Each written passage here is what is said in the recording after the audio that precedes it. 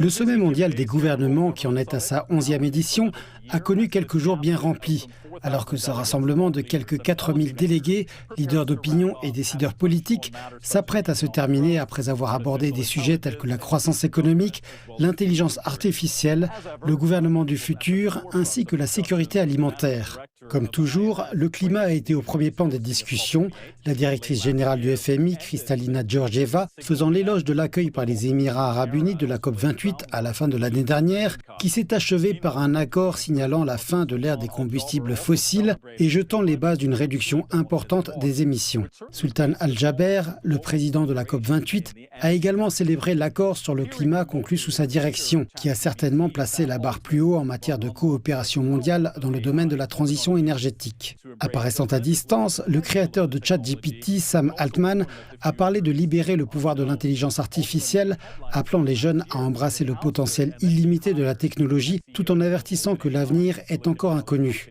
M. Altman avait fait les gros titres l'année dernière lorsqu'il avait été évincé puis rétabli dans ses fonctions de PDG d'OpenAI, l'entreprise de la Silicon Valley à l'origine de ChatGPT. Par ailleurs, le journaliste américain Tucker Carlson s'est joint au sommet pour revenir sur son interview très singulière avec le président russe Vladimir Poutine, tandis que le prix du meilleur ministre de l'année, récompensant un leadership transformateur, a été décerné au ministre de la Santé du Qatar. Au cours du sommet mondial des gouvernements, les Émirats arabes unis ont également lancé un fonds de 200 millions de dollars pour financer le développement des technologies et la recherche dans les pays en développement. Le pays du Golfe, qui s'impose comme une plaque tournante pour le Sud, a déjà financé des projets de développement économique et social en Afrique et en Asie par l'intermédiaire de diverses agences de développement ou organisations d'aide.